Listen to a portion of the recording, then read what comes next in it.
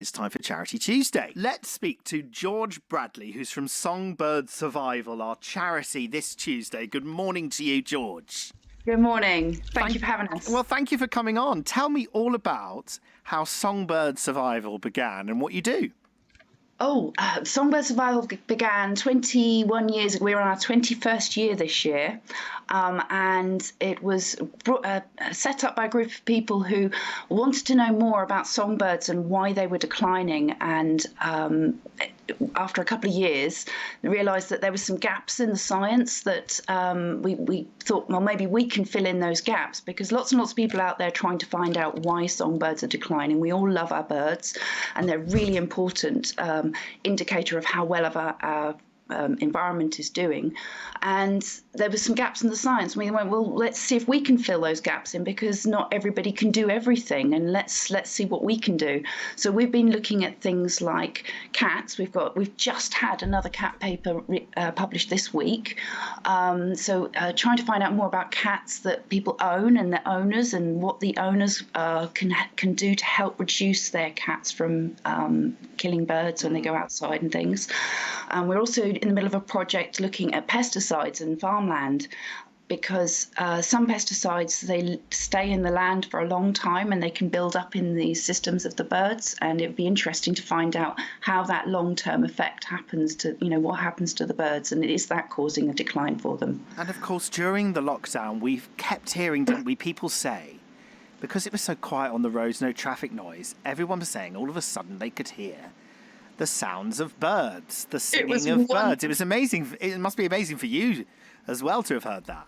Oh, well, it was absolutely wonderful, because I listened for them anyway, because I just seem to be tuned into them. Yes. But it was just so nice to have so many people commenting, and we had so many people contact us as well and saying, oh, I've heard this bird, what is it? And they would send us recordings, and it was really, really fun to have so many people taking more awareness and taking I think it's because they also had time to take the time to listen to what's around them, and it's just so beautiful. And of course, lockdown happened right at the beginning of the big breeding season for the birds, where they tend to make a lot more noise anyway, so that's like the dawn chorus is a lot louder, and it was just lovely, absolutely lovely. And bird song is very important to this show, because every morning from 5 on Early Breakfast on your local BBC radio station, as everyone knows, we play out an early bird sound, and you've got to guess what bird it is. And sometimes it's very quickly guessed, and sometimes it's not. Some of them are strange birds, some of them are British birds that you see in your back garden. But it's the one thing of the show that people always comment on. They absolutely love bird sounds. Isn't it? It's beautiful. I think there was a study done that the way that birds sing and the way that humans put music together hit the same parts of the brain that create joy and endorphins and things. It's amazing, isn't it? I mean, the things that people study about wildlife is absolutely amazing. I love being involved with it. But like you say, there is a serious point to it. And I've seen a couple of articles in the newspapers just in the last few weeks about SongBird Survival. That's the name of your charity. And that they are facing it. Why is it so tough for songbirds at the moment? Well, if you think about it, most wildlife has got some sort of thing that wants to eat it, or is affected by the weather, or whatever it is. And it's very, very delicate. And you don't need very much to upset that delicate balance, and humans are very good at upsetting the balance. So most of the effects that cause any wildlife, including birds, to have some sort of issue, it's going to be something like a human involvement.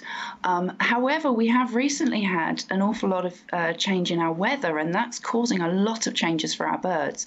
And there's lots of people out there studying, why are blackcaps no longer, some blackcaps are staying in this country in the winter because it's warm enough for them, and they'd normally travel south to Africa. But it's so temperate here in the winters recently that they're thinking, well, it's actually quite good here. There's food. People put the food out for us. We'll stay. It's fine. It's not a problem. So it's very, very interesting to see the effects of climate change as well as all the other things. And when you have a really bad year, I do remember 2012 was really, really wet, and we had a lot of flooding, we had a lot of rain, and many, many things throughout the year. The farmers struggled, everybody struggled that year because it was so very wet. The wildlife really suffered that year, really, really badly. We were in the middle of a project, and we actually had to just disregard the data for that year because there wasn't enough of it to be able to find a result, because the birds had bred so badly because of the weather.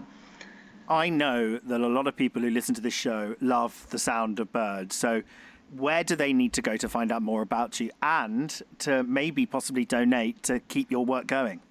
Well, to find out about the charity, go to www.songbird-survival.org.uk. But this week is particularly fantastic because we've got our annual awareness day to raise awareness for all our feathered friends. In the middle of winter, it's their hardest time of the year, and everybody loves birds. Everybody does. Oh, yeah, and we can find out more about that on that website and take part. Thank you so much to Georgie there from SongBird Survival, our Charity Tuesday for today.